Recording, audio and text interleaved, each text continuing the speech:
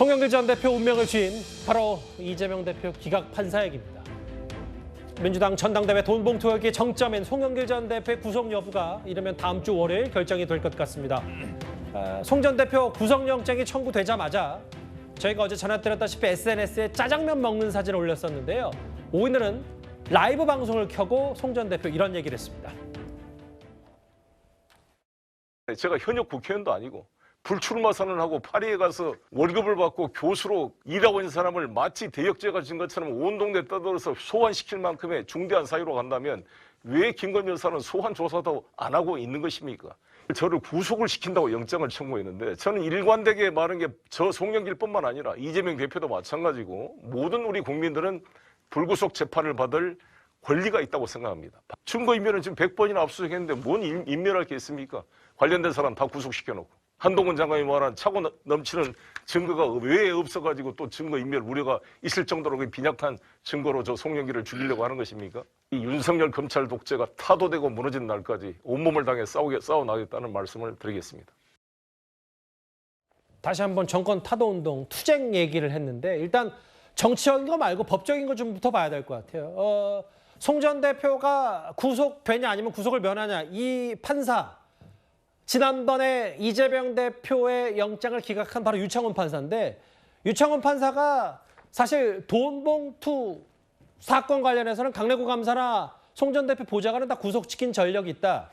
흐름을 정혁진 변호사 어떻게 평가하시겠어요? 일단 먼저 송영길 전 대표가 뭐 내가 대역 죄인이냐 운운했지만 집권 여당 당대표 경선 과정에서 돈봉투 전달한 행위는 정당법 취지에 비추어서 결코 가볍지 않다. 이런 행위는 대의제 민주주의와 정당제 민주주의의 근간을 훼손하는 것이다. 그다음에 이런 행위는 돈으로 선거의 투명성과 공정성을 침해한 것이다. 이게 누가 말하는 거냐면요. 법원의 판결이에요. 누구 판결이냐면은 박희태 전 국회의장 관련된 판결이에요. 여기서 이름을 박희태를 송영길로 바꾸면 똑같지 않겠습니까?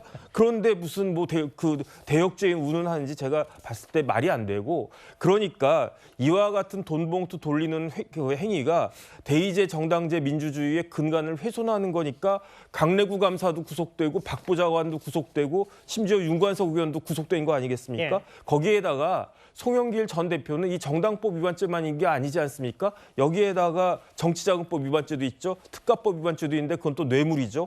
그렇기 때문에 거기에다가 이제 송영길 대표는 차명폰으로 사건 관계자들과 은밀하게 접촉한 정황까지 다 드러나지 않았습니까?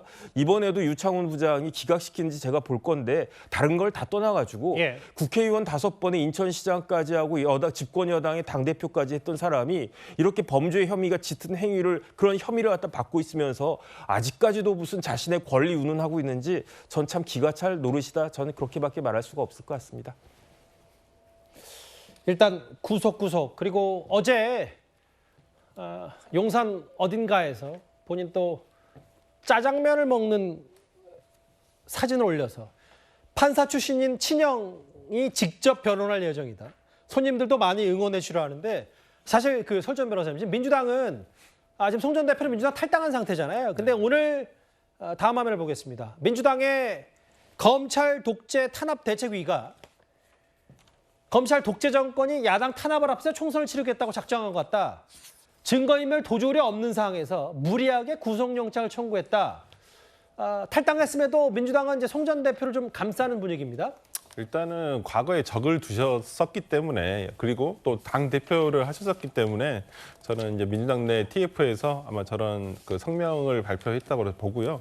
저도 뭐 지난 시간에도 말씀을 드린 적이 있지만은 저는 영장 자체 청구도 약간 부당하다. 그리고 뭐 증거인멸은 이미 촘촘하게 검찰에서 다 따져봤다고 했기 때문에 인멸할 증거가 남아 있을까라는 생각도 들고요. 그리고 관계자들이 모두 아까 윤관석 의원이라든지 이정근 씨라든지 모두 구속이 돼 있어요. 그럼 인멸할 증거 자체가 없고 뭐 이분이 뭐 스스로 검찰청을 2번이나 찾아갈 만큼 수사를 해달라고 했는데 물론 뭐 무기권을 행사한 점은 있지만은 뭐 도주를 하지는 않을 거라고 전 보입니다. 그리고 지금 출국 금지가 돼 있는 걸로 알고 있고요. 그렇기 때문에 이러한 여러 가지 사정에 의해서 저는 오히려 범죄가 성립할 것이냐 아니냐에 대해서도 다툼이 있을 수 있기 때문에 저는 피의자 방어권 그런 차원에서 아마 영장은 기각되지 않을까라는 조심스럽게 저는 그렇게 예측을 해봅니다. 그 민주당에서는 증거인멸 도주 우려가 없다라고 했는데 검찰의 시각은 180도 다릅니다. 어제도 검찰의 입장을 저희가 전해드렸다시피 촘촘하게 혐의를 확인했다. 검찰 자신감을 보였었는데요. 관련해서 화면을 좀 저희가 준비했습니다. 헌법상 진술 거부권이 있고 자기 죄를 인정할 권리가 있기 때문에 사실에 대한 증거를 삭제하는 것은 증거인멸죄가 되지 않는다는 게 우리나라 대법원 판례입니다. 핸드폰이 아닙니다. 제가 프랑스 갈 때 한국 핸드폰을 안 폐기했어요. 왜냐하면 프랑스에서 한국 폰을 로밍했으면 전화 요금도 많이 나오고 뭘 할 때 프랑스 폰이 아니면 불가능합니다. 그래서 학교에서 제공한 유심 카드를 가지고 프랑스 폰을 썼던 거고요. 증거 인멸이 아니라고요. 핸드폰 포맷 한 번씩 하는 거 아니에요? 뭐 컴퓨터 같은 거 사무실이 정기적으로 그런 것의 일환이었다는 거죠. 송 전 대표 구속영장 청구서를 인용한 일부 보도에 따르면 차명폰을 통해서 검찰 수사상을 파악했다. 혹은 귀국 전 프랑스 파리에서 사용하던 휴대전화를 버렸다.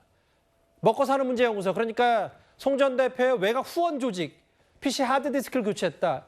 이런 부분들이 유무죄를 떠나서 일단 구속 여부는 충분하다. 검찰의 시각은 어떻게 생각할까요? 저는 송영길 전 대표가 도저히 이해가 안 돼요. 저런 것들이 어떻게 증거 인멸이 아닙니까? 차명폰, 깡통폰 내고 하드 바꾸고 그런 것보다 더 증거를 인멸하는 게 어디가 있겠습니까? 그런데 송영길 대표는 증거 인멸하고 증거 인멸 죄를 착각하고 있는 거예요. 저런 행위는 증거 인멸에 100% 해당되는데 본인이 범죄자가 저런 행위를 하는 거는 추가적으로 증거 인멸 죄로는 처벌하지 않겠다. 왜냐하면 그거는 인지상정이니까 아니 도둑놈이 자기 그 사먹은 거 다 숨기고 그러는 거는 누구라도 다 그렇게 되지 않겠습니까? 범죄 혐의를 스스로 밝히는 사람이 뭐 성인군자, 공자님, 뭐 예수님 말고 뭐 누가 있겠습니까? 그렇기 때문에 증거 인멸 죄가 안 될 뿐이지 증거 인멸 행위는 되는 거고요. 저런 행위는 만약에 송영길 전 대표의 혐의가 저런 행위가 다 인정이 되면 다 양형에 다 반영되기 때문에 증거인멸죄로 인정되나 안 되나 거의 똑같다. 그렇게 봐야 되는데 왜 이런 것들을 송영길 전 대표가 저걸 모르겠습니까? 알면서도 일반 국민들과 유권자들의 그 방향을 이렇게 자꾸 호도하는 그런 굉장히 안 좋은 그런 행위를 아직까지도 하고 있다. 저는 그렇게 생각이 됩니다. 그 원래 사실 재판부의 그 영장 담당 판사가 너무 부각되는 건 뭐 비교적 좋은 일은 아닙니다만